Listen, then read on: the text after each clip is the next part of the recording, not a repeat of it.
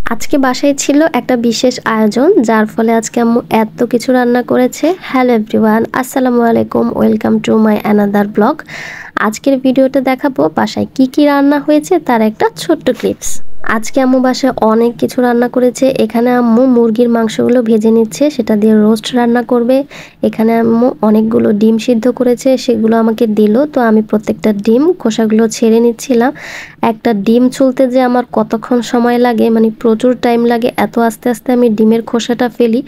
আমার কাছে কেন যেন মনে হয় যে ডিমের খোসাটা ফেলতে গেলে ডিমটা সহ উঠে চলে আসে। যাই হোক, আমি খুব তাড়াতাড়িভাবে ডিমের খোসাগুলো ছুলে নিলাম। আমার প্রত্যেকটা ডিম ছোলা মাশাল্লাহ কমপ্লিট। কিন্তু দেখেন কিছু কিছু একটু একটু করে উঠে গিয়েছে, যার কারণে একটু বকাও খেয়েছি।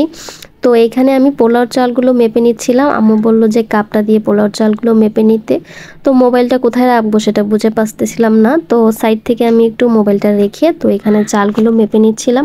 আমার আবার চাল মাপতে গেলে কিছু না কিছু ভুল হয়, নয় অল্প কম দিয়ে ফেলি বা বেশি দিয়ে ফেলি।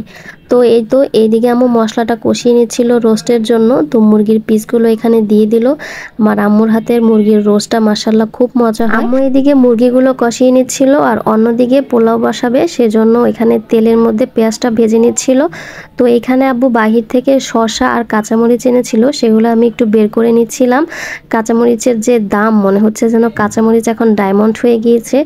যাই হোক, প্রত্যেকটা জিনিস আমি পলিথিন থেকে এভাবে বের করে দেখতেছিলাম। সবজি দেখতে কিন্তু মাশাল্লাহ খুব ভালো লাগে, সেটা যদি তাও হয় সবুজ।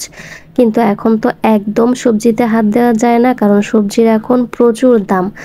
তো অন্যদিকে আম্মু রোস্ট রান্না প্রায় হয়ে গিয়েছে। আম্মু কিন্তু রোস্টে দুধ ব্যবহার করেনি, জাস্ট কিছুটা বাদামে বাটা মিশ্রণ করেছে, মানে কাজু বাদাম, তারপর পেস্তা বাদাম, কাঠবাদাম, এইসব বাদাম দিলে কিন্তু রোস্টটা খুব মজা হয়। দেখে মনে হচ্ছে না যে দুধ অ্যাড করেছে, কিন্তু একদম না। তো অন্যদিকে আম্মুর পোলাওটাও প্রায় হয়ে গিয়েছে। তো এই ফাঁকে দেখলাম যে বাহিরে প্রচুর রোদ উঠেছে। আমি একটু বারান্দায় গেলাম, দেখলাম যে মাশাল্লাহ আমার গোলাপ গাছ, নয়নতারা গাছ সব কয়টা রোদের আলোতে একদম চকচক করতেছে। আর এই ফাঁকে দেখুন আকাশটা এত সুন্দর লাগতেছে। দেখুন আকাশের সাথে গাছগুলো মিশে একদম কত সুন্দর একটা কালার দেখাচ্ছে। এরকম আকাশের কালার, এরকম সৌন্দর্য দেখতে কিন্তু বেশ ভালো লাগে। তো এই তো আমি এর ফাঁকে কিছুটা ক্লিপসও নিলাম। কিন্তু দেখেন আমার কি সাহস, আমি কিন্তু মোবাইলটা বাহিরে দিয়ে, মানে হাত দিয়ে মোবাইলটা বাহিরে নিয়ে তারপর ভিডিওটি নিয়েছি। আর ভাবতেছিলাম কখন যেন মোবাইলটা পড়ে যায়।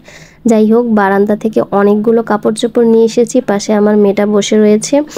এখান থেকে কাপড় চোপড়গুলো এখন সব কিছুগুলো ভাঁজ করে নেব। অন্যদিকে আম্মু ডিমগুলো দিয়ে ডিমের কোরমা রান্না করে ফেলেছে। এই ছিল আজকের বাসায় মোটামুটি রান্না বান্না। আশা করি আপনাদের বেশ ভালো লেগেছে। আল্লাহ হাফেজ।